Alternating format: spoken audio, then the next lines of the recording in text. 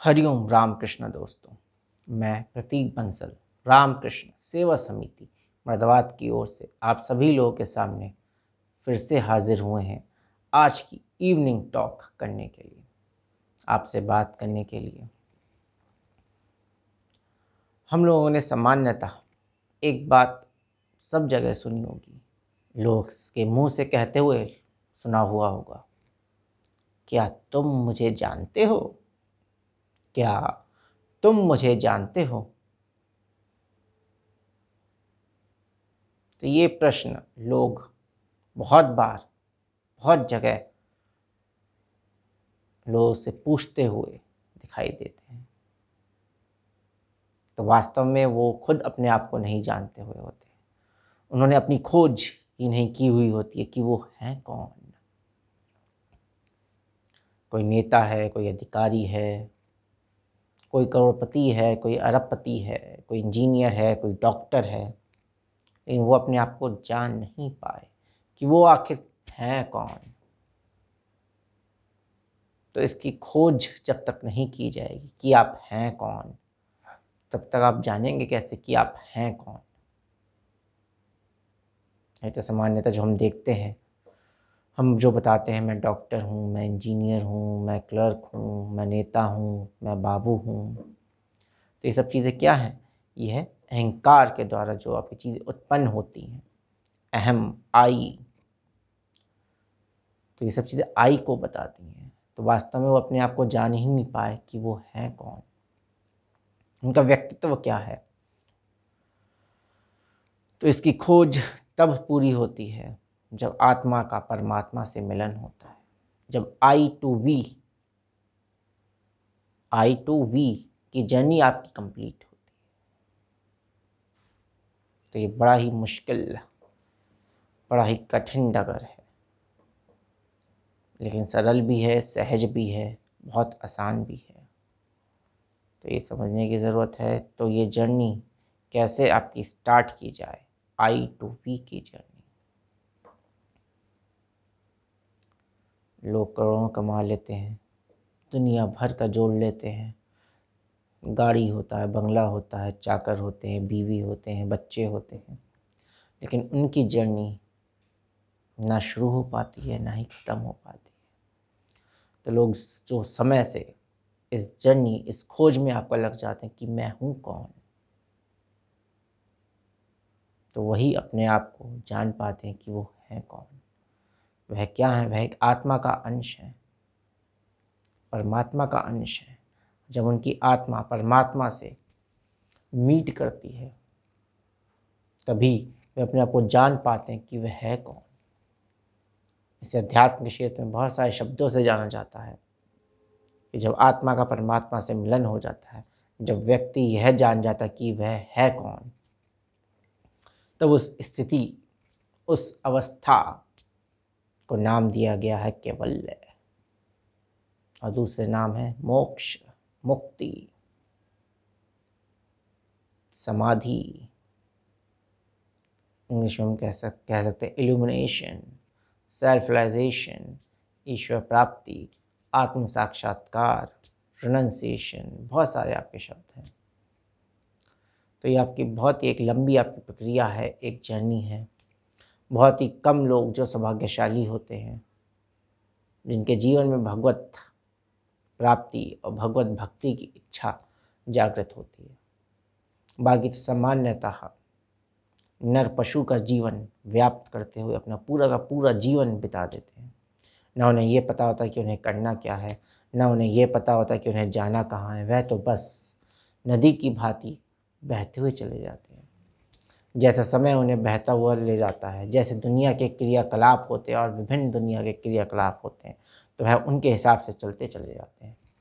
उन्हें पता ही नहीं लगता कि वह कहाँ जा रहे हैं, उनके जीवन का लक्ष्य क्या है। तो जब आत्मा को, व्यक्ति को यह पता लग जाता है कि उसके जीवन का लक्ष्य क्या है, तभी मानो उसका दूसरा जन्म होता है। और वह दूसरा जन्म कराते हैं आपके गुरु, आपके सद्गुरु। तभी आप एक उच्च मार्ग पर अग्रसर होते हैं, आपका जीवन दिव्यता की ओर अग्रसर होता है, वह अपने लक्ष्य प्राप्ति की ओर आपका अग्रसर होता है। तो गुरु का महत्व बहुत ही ज़्यादा इम्पॉर्टेंट है आपका, और गुरु ही आपको ईश्वर प्राप्ति, ईश्वर मार्ग तक आपको ले जाते हैं। तो हमें ये जानने की ज़रूरत है कि हम हैं कौन।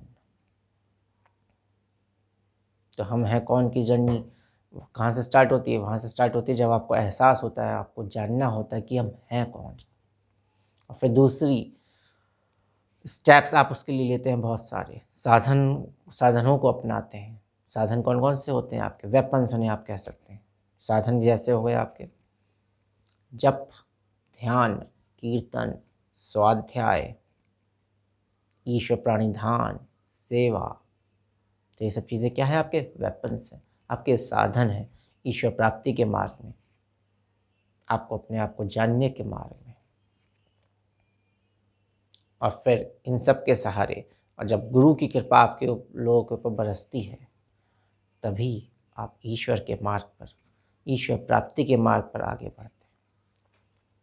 तो मेरे पास बहुत सारे आपके साधक आते हैं, बहुत सारे लोग आते हैं जो ईश्वर के मार्ग पर आगे चलना चाहते हैं, जिन्हें शांति चाहिए, जो संसार से त्रस्त हो चुके हैं।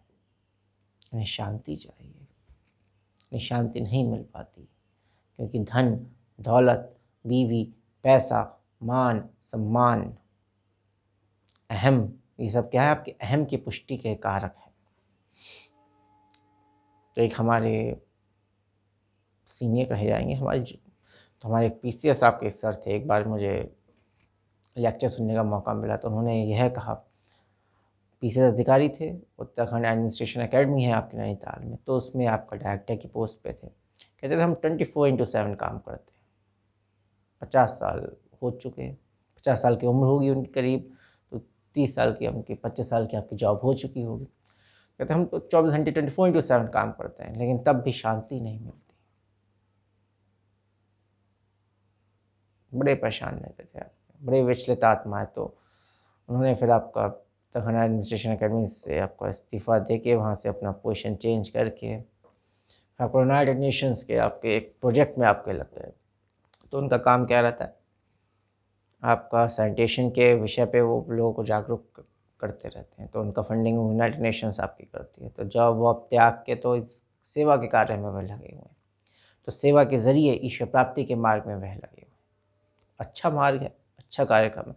इस तरीके से भी आप ईश्वर प्राप्ति के मार्ग में चल सकते हैं। आज ही एक साधक से मेरी बात हो रही थी, आज शाम की बात है। तो कह रहा, देखो मैं तो अनुष्ठान करता हूँ, जप करता हूँ, कीर्तन करता हूँ, तो केवल इसी से मुझे ईश्वर प्राप्ति हो जाएगी। तो मैंने कहा ये अच्छे हैं, यह साधन अच्छे हैं, सभी चीज़ें अच्छी हैं, स्वाध्याय अच्छा है, सेवा अच्छा है, लेकिन बगैर गुरु की सहायता से ईश्वर प्राप्ति असंभव है। गुरु की बहुत ही ज़्यादा आवश्यकता है। वही ही आपको दिशा निर्देश देता है, वही आपको रास्ता दिखाता है, वही आपको मार्ग दिखाता है। जब तक गुरु आपके पास नहीं होंगे, आप भूल जाइए कि आप ईश्वर प्राप्ति के मार्ग पर अग्रसर हो सकते हैं। ये मेरा अपना व्यक्तिगत अनुभव भी है आपका, और ये हम यदा यदा हर सब जगह हम पढ़ते भी रहते हैं। आद्य शंकराचार्य ने विवेक चूड़ामणि अपने ग्रंथ में लिखा है कि ऐसा बहुत ही बिरला हुआ करता है जब हमारे पास साधक होते हैं, शिष्य होते हैं, जिनके अंदर तीव्र जिज्ञासा होती है ईश्वर प्राप्ति की, और उन्हें गुरु मिल जाए। तो इन तीनों का जब आपका योग हो जाता है, भक्त का, तीव्रता का, साधना का और गुरु का, जब इन तीनों का जोड़ हो जाता है, जब इन तीनों का संगम हो जाता है, तभी आपकी ईश्वर प्राप्ति संभव हो पाती है।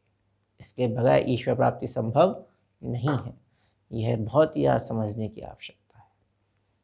ऐसी स्वामी विवेकानंद के विषय में हम कह सकते हैं, स्वामी जी के अंदर तीव्र जिज्ञासा थी ईश्वर प्राप्ति की, अपने को जानने की आवश्यकता थी, और उनके अंदर काबिलियत भी थी, उनके अंदर सामर्थ्य भी था, और साथ ही साथ ठाकुर रामकृष्ण परमहंस जी जैसे उन्हें गुरु भी प्राप्त हुए। तो जब इन तीनों का संगम होता है, भक्त का, साधना का और गुरु का, तभी ईश्वर प्राप्ति के मार्ग पर वह अग्रसर होते हैं। तो आज का हमारा यही कॉन्सेप्ट था, यही हमारा लेक्चर का मोटो था कि आप जानें कि आप हैं कौन। आप दुनिया भर में ये ना गाते फिरें कि क्या तुम मुझे जानते हो। पहले अपने आप को तो जान लीजिए, फिर कहिएगा कि आप मुझे जानते हैं। चलिए हम आपसे फिर से मिलेंगे। हरि ओम राम कृष्ण, हरि ओम राम कृष्ण।